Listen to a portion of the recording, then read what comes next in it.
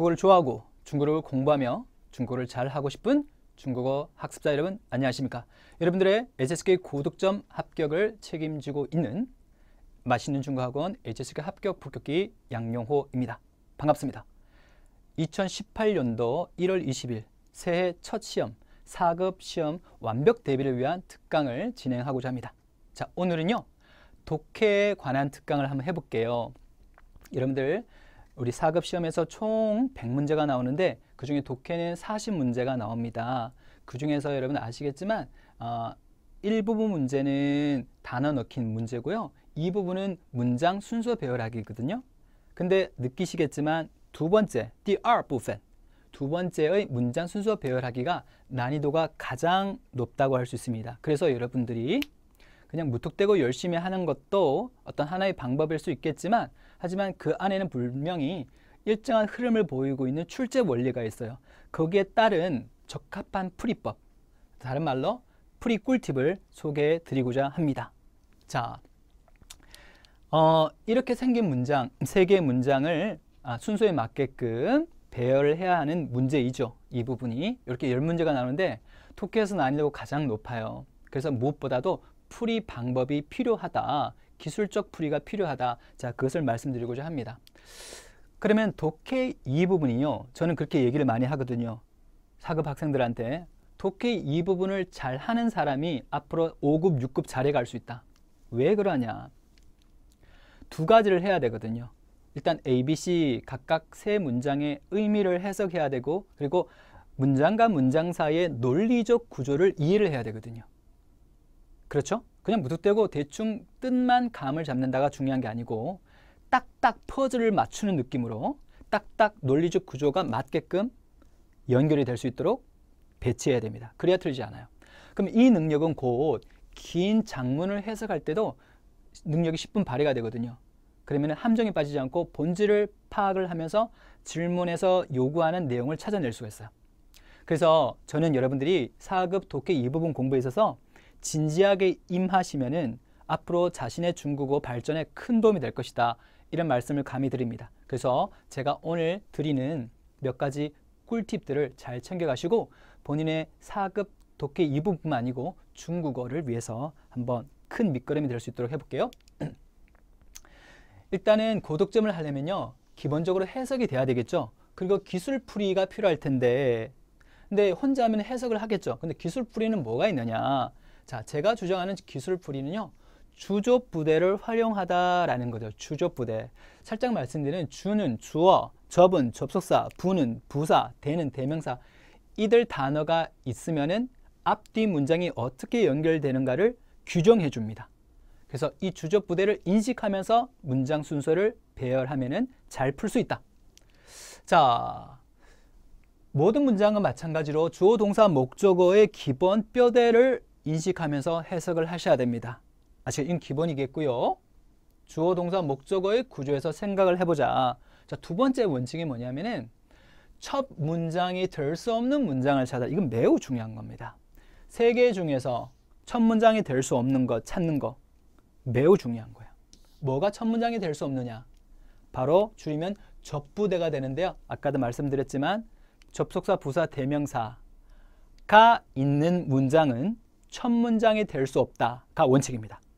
무슨 얘기냐? 예를 들어 볼게요. 여러분들 어체라는 접속사 아시죠? 무슨 뜻? 게다가 라는 겁니다. 이게 첫 문장이 될 수 있겠을까요? 첫 문장이? 될 수 없겠죠. 갑자기 게다가라고 할 수 없습니다. 게다가라는 점층을 나타내는 단어는 앞에 어떤 낮은 단계가 하나 나오고 한 번 더 점점시킬 때 얼체가 들어가는 거잖아요. 그래서 얘는 첫 문장이 될 수 없습니다. 그 다음에 부사 중에서도 얘가 가장 그렇게 많이 활용이 되는데 얘라는 것은 역시라는 겁니다. 여러분들 我也喜欢你, 我也喜欢你 이 문장에는 앞에 어떤 문장이 생략되어 있음을 알 수 있습니다. 나도 너를 좋아한다 라는 것은 이미 너가 나를 좋아한다 라는 의미가 숨어 있을 가능성이 매우 큽니다. 그러니까 얘를 쓰는 거죠. 이해하시겠죠? 네. 그래서 얘가 들어가는 문장도 첫 문장이 될 수 없다. 그 다음에 타가 있는데 여러분 타는 뭐냐면은 사물 혹은 동식물을 대신 받는 대명사거든요. 근데 사람은 받을 수 없습니다. 뜻은 그것이거든요. 왜 대명사라고 불러요? 앞에 나온 구체적인 대상을 그 대상을 다시 그대로 언급하지 않고 대명사, 대신하는 명사 이런 것들을 이용해서 앞에 지칭했던 구체적인 대상을 언급을 하는 거거든요. 그러면은 타라는 말이 구체적으로 그 내포되어 있지 않기 때문에 반드시 앞에는 구체적인 그 대상, 가리키는 대상이 나와줘야 되는 거죠. 그래서 타가 있는 문장은, 대명사가 있는 문장은 첫 문장이 될 수 없다라는 겁니다. 자, 그렇다면 우리가 실제로 한번 첫 문장이 될 수 없는 것을 접부대 중심으로 적용시켜 보고 그리고 문제를 여러분들이 푸시고 저의 설명을 한번 들어보시겠습니다. 자, 풀이 시간 1분이고요. 여러분들 지금 화면 정지하시고 개인적으로 풀어보고 정답을 풀면은 자, 그 다음에 풀이를 해드리도록 하겠습니다. 자, 화면 정지하시고 문제 풀겠습니다. 자, 여러분들 풀었다고 가정하고 한번 가볼게요. 첫 문장이 될 수 없는 것을 골라라 라는데, 자, 여러분들 얘가 있으면 뭐가 있나? 역시라는 겁니다. 첫 문장이 될 수 없다. 맞죠? 그리고 또 하나, 선생님 쪼도 대명사니까 이것 대명사니까 어떻게 될 수 없게 첫 문장이 될 수 없겠네요. 그렇지 않고요. 왜냐하면은 这种树叶라고 나와 있죠. 뒤에 구체적으로 언급이 되어 있어요. 这 혼자만 있으면은 첫 문장이 될 수 없지만 这 플러스 명사 이런 식으로 되어 있으면은 구체적으로 얘기하는 것이기 되기 때문에 첫 문장이 될 수 있어요. 오케이. 자, 그러면은 这种树叶 이 종류의 나뭇잎은宽 넓다. 얘는 허하고 의미가 용법이 같다. 허의 용법이라고 생각하시면 됩니다. 앞에 있는 단어와 뒤에 있는 단어를 해석을 할 때 한 덩어리로 하시라는 겁니다.宽은 넓다라는 거거든요. 넓고도 두꺼운 무엇? 绿色植物 녹색 식물. 다시 갈게요. B에서는 여러분들 이게 특징이 뭐냐면 수로가 없어요. 그러니까 어떠하다라는 수로가 없거든요. 이러한 녹색 식물은 이렇게 되는 거예요. 이러한 녹색 식물은 这种树叶 이러한 나뭇잎이 넓고 두꺼운 녹색 식물 이렇게 되는 겁니다. 그럼 어떠하다가 뒤에 따라와줘야 되겠죠. 이게 주어니까. 그 다음에 수로가 와줘야 됩니다.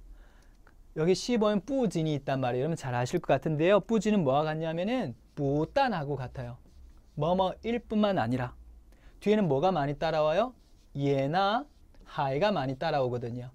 그러면 뭐뭐일 뿐만 아니라 게다가 또한 뭐뭐이다라는 거죠. 그래서 C 다음에 뭐가 와야 된다? 예가 있으니까 A가 와야 되겠죠. 자, 그래서 이렇게 간단하게 풀 수가 있는데 그래서 정답은 B, C, A가 될 것입니다. 자, 좀 더 좀 참고를 해볼게요. 뿌진 그리고 부단, 얼치에 예, 하이가 있는데 중요한 것은 여러분들이 얘들 단어는 얼치하고 호응한다는 건 잘 알고 계세요. 근데 뭐 예나 하이와도 호응이 된다는 걸 잘 모르는 경우가 많더라고요. 그걸 주의하십시오. 자, 볼게요. 它不仅长得 长得가 잘못됐죠? 네, 잘 찾으실 수 있어야 돼요, 여러분들. 왜냐면 이 더 뒤에는 명사가 오지만 이 더 뒤에는 보호가 온단 말이에요. 그렇죠? 그러면 생긴 게 어떠하다. 그렇죠? 이 더를 쓰면 안 됩니다. 그래서 그는 생긴 게 很帅, 멋있다. 게다가 性格, 성격 또한 매우 좋다. 잘생긴 사람이 성격까지 좋기는 사실 그렇게 좀 어렵지 않습니까? 네. 자, 그래서 이런 표현을 쓸 수가 있다. 그럼 아까 얘기했던 대로 이 문장을 다시 정리하면은 뿌진이 여기 있고 얘가 있으니까 얘가 먼저 하고 그 다음 나중에 오겠죠? 얘는 제일 첫 문장이 되겠고 정답입니다. 이런 종류의 나뭇잎이 넓고 두꺼운 녹색 식물은 뿌진, 可以使 누구로 하여금 뭐하게 만들다 室内空气 실내 공기로 하여금 使는 영어의 make입니다. 누구로 하여금 뭐하게 만들다 更新鲜 더욱 신선하게 만들 뿐만 아니라 또한 能给 누구에게 우리에게 带来 가져올 수 있다. 뭐를? 이거 好的心情 좋은 기분을 가져다 줄 수 있다. 그래서 정답은 B, C, A였습니다. 비교적 좀 쉽게 잘 풀었을 거라고 예상이 됩니다. 자, 이번에 또 한번 도전해 보도록 하겠습니다. 여러분 화면 정지하시고요. 접부대 중심으로 첫 문장이 될 수 없는 걸 고르면서 문제를 풀어보겠습니다. 자, 화면 정지, 풀이 시작합니다. 네, 자, 한번 가볼게요. 첫 문장 될 수 없는 건 누구? 소이가 있으니까 첫 문장 될 수. 접속사 따라서죠. 따라서. 갑자기 따라서라고 하면 어떡해? 그렇죠. 그래서 얘는 첫 문장이 될 수 없다. 근데 여러분들 타는 남자를 대신 받는 대명사잖아요. 대명사잖아. 역시 첫 문장이 될 수 없을 수 있다. 그러면 B가 첫 문장일 거라고 한번 시작을 해보자. 儿子 아들은 从来没什么什么过 하나의 고정 격식이라고 생각하세요. 여지껏 뭐만 한 적이 없다라는 겁니다. 从来没 동사구어. 그러니까 아들은 지금까지 남방에 가본 적이 없어요. 그리고 생각해봐요. 儿子가 있는데 이 타라는 것은 이 儿子를 받은 것일 가능성이 매우 커요. 아들은 남자니까. 그러면 바로 A가 오느냐? 그렇지 않습니다. 자, B, C가 오는데 왜냐하면은 땅이라는 단어를 보면은 이게 혼자 있는 게 아니고요. 뒤에 호하고 호응합니다. 그러면 땅, 什么什么 호 하게 되면은 뭐뭐한 후에 이렇게 돼요. 만약에 뒤에 땅하고 뒤에 호응할 수 있는 게 스도 올 수 있거든요. 그러면 땅, 什么什么스 하게 되면 뭐뭐뭐뭐 할 때가 됩니다. 어떤 사건 발생 시점을 나타내거든요. 그래서 听说 들었을 때 무엇을 我们 우리가 下学期 다음 학기 때 要去 가려고 한다. 하이난 해남에 가려 한다라는 말을 들었을 후에는 이렇게 되겠죠. 자, 쉽게 말하면 이 이야기를 어떤 정보를 듣고는 이렇게 돼요. 그럼 반응이 와야 되잖아요. 반응이 누구예요? 바로 A죠. 그는 兴奋极了 흥분이 극에 달했다. 极了는 정도보의 일종입니다. 형용사 뒤에 와서 정도가 아주 심하다는 걸 나타내죠. 그래서 극히 흥분했다. 매우 흥분했다. 긍정적으로 흥분하는 걸 얘기하죠. 兴奋은. 그래서 정답은 B, C, A가 될 것이다. 연결해 볼까요? 제일 먼저 구체적인 누가가 와줍니다. 아들은 남방에 가본 적이 없어요. 그래서 이 그래서가 여기까지 걸리는 게 아니고 어디까지 걸린다? 여기까지 다 걸려요. 땅, 什么什么后 뭐뭐한 후에 그는 매우 흥분했다. 이렇게 되잖아요. 그래서 소이는 여기까지 걸리는 게 아니고 그가 매우 흥분했다까지 걸리는 겁니다. 이해하시겠죠? 그래서 이 문제를 잘 맞추기 위해서는 땅, 什么什么什么 后가 뭐뭐한 후에라는 사건 발생 시점을 나타냅니다. 그럼 뒤에는 어떤 결과나 반응이 와야 되잖아요. 그것이 A가 와줘야 된다는 얘기입니다. 이해하시겠죠? 그리고 소이는 문장 끝까지 걸린다. 아시겠죠? 네. 자, 좋습니다. 요번에 마지막으로 말씀드릴 것은 잘못된 또는 위험한 풀이법. 제가 저는 일부러 다른 강사님들을 비방하려고 하는 게 아니고요. 우연히 들었어요.